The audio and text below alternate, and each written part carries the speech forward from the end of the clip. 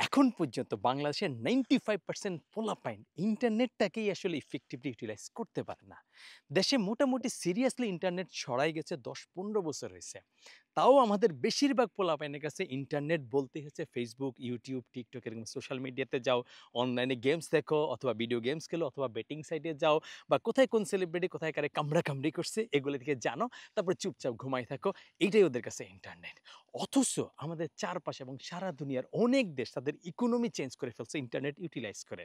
অনেক দেশে giant giant company তৈরি হয়ে গেছে। অনেক দেশের ছেলেপেলেগুলি স্পেসিফিক ফিল্ডে স্কিল গেইন করে সেই দেশের ল্যান্ডস্কেপটারে চেঞ্জ করে ফেলছে।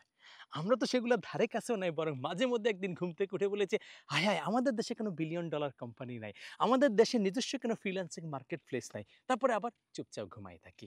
এবং এইটা দেখে আমি মোটামুটি নিশ্চিত এই যে গত ২-৩ বছরে এআই এর একটা রেভলিউশন ঘটে যাচ্ছে, এইটারও আমরা 1%ও ক্যাপচার করতে পারবো না।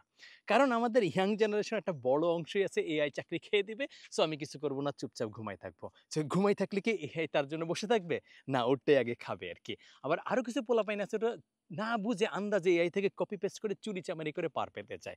কিন্তু এআই এর ভিতরের কাজটা কিভাবে হচ্ছে সেটা জানার চেষ্টা করে না। এআই দিয়ে নিজে কিছু একটা করতে পারবো না, কিছু একটা বানাইতে পারবো সেটার দিকে তার কোনো ইচ্ছা নাই। অথবা নিজে এআইটাকে ইউটিলাইজ করে তার নিজস্ব লার্নিংটাকে পাকাপোক্ত করবে, সঠিকভাবে এপ্লাই করে সেটা দিয়ে কিছু একটা গেইন পাবে, সেটা নিয়ে কারোর কোনো চিন্তা নাই।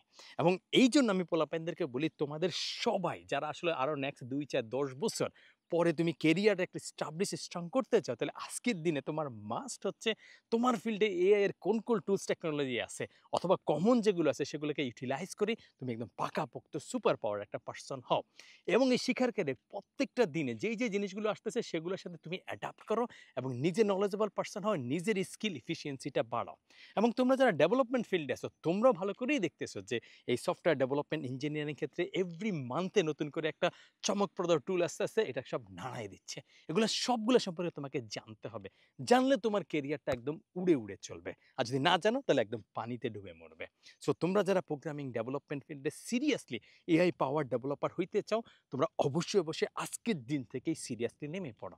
আর তুমি যদি এই নামার কাজটা যদি একটা গাইডেড এনভায়রনমেন্টে করতে চাও, তাহলে আজকে রাত ১১টা ৫৯ এর মধ্যে চলে আসো প্রোগ্রামিং হিরোর বেসিক স্ট্রং করে AI powered future ready developer হওয়ার মিশনে। এইখানে একদম শূন্য থেকে কিভাবে তুমি এআই ইন্টিগ্রেটেড সিস্টেমে লার্ন করবা, কিভাবে এআই ফিচার ইন্টিগ্রেট করবা, কিভাবে প্রম্পট ইঞ্জিনিয়ারিং ভালো হবা, এমনকি তোমার লার্জ প্রজেক্টের ক্ষেত্রে এআই কিভাবে কাজ করে অথবা ছোটোখাটো প্রজেক্টে কিভাবে ভাইব কোডিং করবা, সব জিনিসগুলো দিয়ে তোমাকে ফিউচার রেডি একটা পার্সন করাতে হবে। তারপর তুমি হয়তো ডেভেলপার হিসাবে তুমি হয়তো ৪-৫ জন মিলে টিম মিলে কোথাও কাজ করে অথবা নতুন কোনো একটা ইনিশিয়েটিভ নিয়ে তুমি এআই এর পাওয়ারের উপরে নিজেকে স্টাবলিশ করতে পারবা।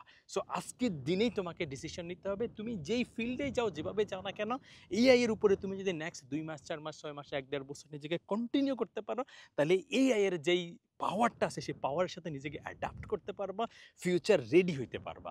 আর না হইতে পারলে মারা খাবা।